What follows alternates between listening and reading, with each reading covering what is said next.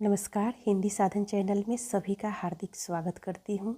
आज के इस वीडियो में उसने कहा था कहानी, जिसके लेखक हैं पंडित चंद्रधर शर्मा गुलेरी। इस कहानी के बारे में हम जानेंगे। ये कहानी यूजीसी नेट के पाठ्यक्रम में भी लगा है और कक्षा 12वीं के पाठ्यक्रम में भी लगा हुआ है। तो दोनों को ध्यान में रखते हुए कहानी के से महत्वपूर्ण बातें जान लेते हैं। लेखक चंद्रधर शर्मा गुलेरी, इनका नाम में गुलेरी लगा है, जिसका मूल कारण है कि ये गुलेर गांव, जो कि हिमाचल प्रदेश के निवासी थे। इस कहानी का प्रकाशन वर्ष सन 1915 ईस्वी है और ये कहानी सरस्वती पत्रिका में सन 1915 ईस्वी जून के अंक में प्रकाशित हुई थी। कहानी की पृष्ठभूमि पर अगर चर्चा करें तो यह कहानी प्रथम विश्व युद्ध, जो कि 1914 से 18 के बीच लड़ी गई थी, उसी मोर्चे पर आधारित है, जहां भारतीय सैनिक सिख राइफल अंग्रेज़ों की तरफ से जर्मनी के खिलाफ फ्रांस और बेल्जियम में लड़ रहे थे।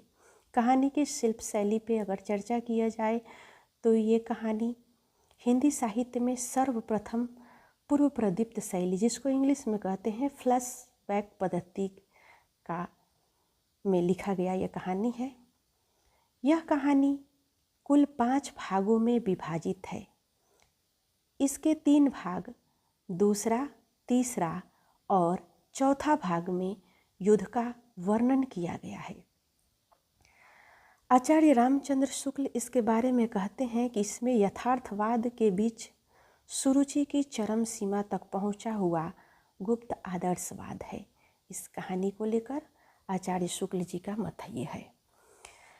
कहानी में मुख्य पात्र लहना सिंह है, जो इस कहानी का केंद्रीय नायक है। लहना सिंह 77 नंबर सिख राइफल में जमादार है। वह निश्चल प्रेमी, कर्तव्यनिष्ठ और वीर सैनिक है। अगला पात्र कहानी के सूबेदारनी, जो कि मुख्य नारी पात्र और लहना सिंह के बचपन की प्रेम है।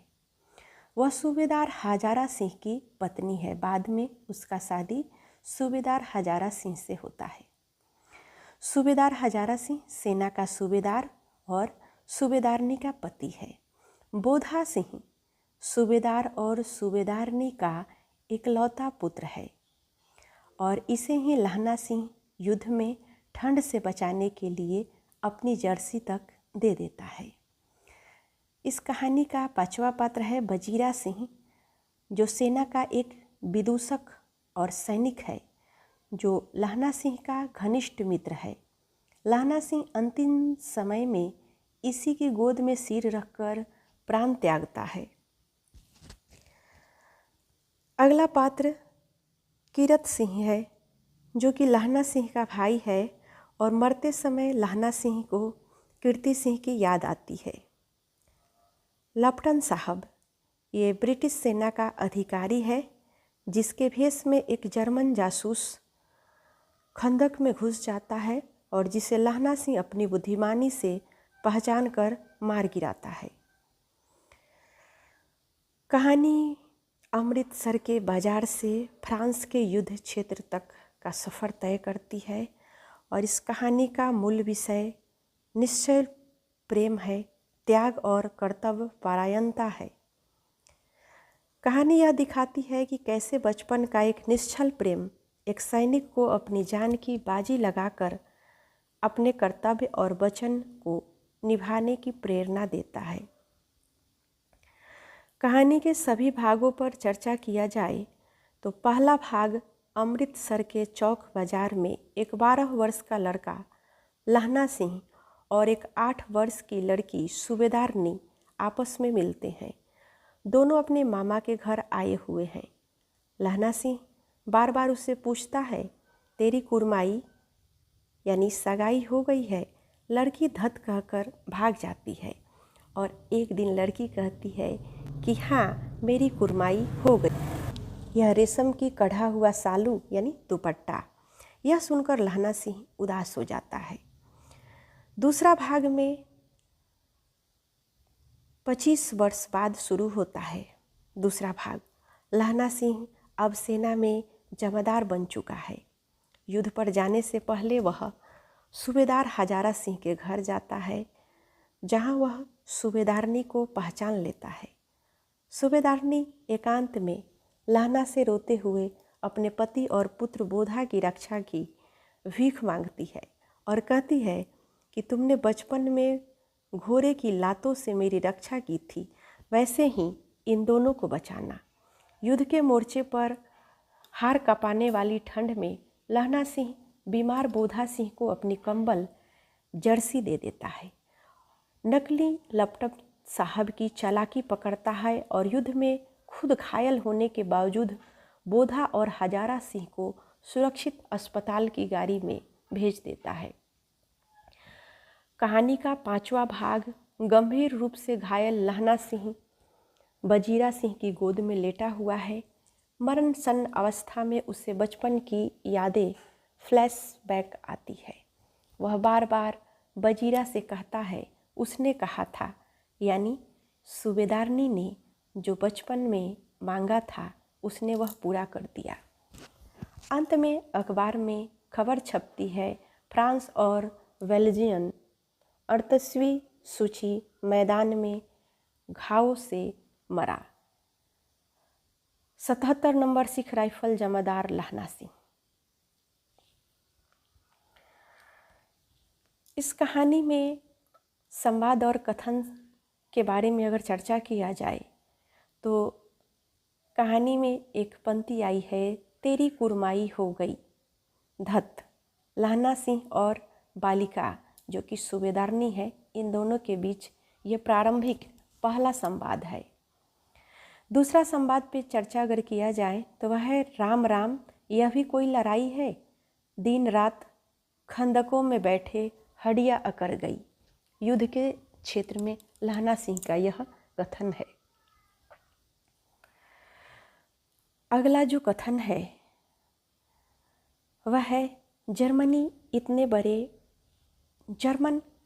इतने बड़े पंडित हो गए हैं कि वे वेद पढ़ पढ़ कर विमान चलाने की विधा जानते हैं। खंदक में सैनिकों की ये बातचीत हो रही है। अगला जो कथन है, जैसे उस दिन मेरे प्राण बचाए थे वैसे ही इन दोनों की भी प्राण बचाना। यह मेरी भिक्षा है, तुम्हारे आगे आंचल पसारती हूँ। ये कथन सूबेदारनी कहती है, किससे? लहना सिंह से कहती है, और इसी कथन को लहना सिंह निभाते हुए अपनी प्राण को त्यागते हैं। आगे है जो कथन, उसमें है कि मृत्यु के कुछ समय पहले स्मृति बहुत साफ हो जाती है, जन्म भर की घटनाएं एक एक करके सामने आती है। ये कहानी के 5वें भाग में यह जो कथन है वह लेखक का संवाद है। ये स्वयं इस कथन को लेखक कहते हैं कहानी के 5वें भाग में। इसके बाद का जो अगला कथन है, बजीरा सिंह पानी पिला दो उसने कहा था। लहना सिंह के अंतिम शब्द हैं कि बजीरा सिंह पानी पिला दो उसने कहा था। तो इस प्रकार से आज हमने इस वीडियो में उसने कहा था कहानी, जो कि चंद्रधर शर्मा गुलेरी की है, और इस कहानी के महत्वपूर्ण जितने भी टॉपिक थे उस पे हमने चर्चा कर लिया है। आगे अब हम लेखक परिचय थोड़ा सा देख लेते हैं। पंडित चंद्रधर शर्मा गुलेरी, इनका जन्म 7 जुलाई 1883 में हुई थी और इनकी मृत्यु 12 सितंबर 1922। हिंदी साहित्य के ये द्विवेदी युग के एक युगांतकारी लेखक हैं, प्रखर निबंधकार, भाषाविद और विद्वान थे। गुलेरी जी का जीवन परिचय और उनकी रचनाओं के बारे में थोड़ा सा यहाँ पर हम जानना चाहेंगे। जैसे उनके नाम में गुलेरी लगा है, वे मूलतः गुलेर स्थान के निवासी थे। इनकी शिक्षा उन्होंने प्रयाग विश्वविद्यालय से BA किया और मेयो कॉलेज अजमेर में संस्कृत विभाग में ये अध्यक्ष रहे और इनकी 3 कहानियाँ जो सबसे प्रसिद्ध रही। इनकी 3 कहानियों में सुखमय जीवन जो कि 1911 ईस्वी इनकी पहली कहानी है, जो भारत मित्र पत्रिका में प्रकाशित हुई थी, और दूसरी कहानी है बुद्धू का कांटा जो कि 1914 ईस्वी में। यह कहानी सामाजिक मनोवैज्ञानिक कहानी है। और तीसरा कहानी है इनका उसने कहा था, जो कि सन 1915 ईस्वी में सरस्वती पत्रिका में प्रकाशित हिंदी की पहली शिल्प वैज्ञानिक और फ्लैशबैक पद्धति पर आधारित अमर कहानी है। इसे हिंदी कहानी का मील का पत्थर भी कहा जाता है। गुलेरी जी बहुत ही अल्प आयु में इनका निधन हो गया। ये मात्र 39 वर्ष की आयु में इनका निधन हुआ था। इनका प्रसिद्ध निबंध के बारे में हम थोड़ी सी चर्चा करेंगे। इनका प्रसिद्ध निबंध है कछुआ धर्म, जो कि सबसे प्रसिद्ध सांस्कृतिक दार्शनिक निबंध है। मारेसी मोही कुठाऊ दूसरा निबंध है। होली की ठिठोली तीसरा निबंध है। और अप्रैल फूल इनका चौथा निबंध है। और पुरानी पगड़ी ये इनका 5वां निबंध है। आलोचनात्मक इतिहास ग्रंथ में देवकुल पृथ्वीराज विजय महाकाव्य का इन्होंने संपादन किया और जय सिंह का प्रकाशन भी इन्होंने किया है। आचार्य रामचंद्र शुक्ल जी गुलेरी जी के बारे में लिखे हैं कि इनकी भाषा अनूठी है, इनमें एक खास तरह का बाकपन यानी वक्रता देखने को मिलता है। तो ये हुई गुलेरी जी के बारे में कुछ संक्षिप्त जानकारी। वीडियो आपको कैसा लगा हमें कमेंट के माध्यम से अवश्य बताइएगा।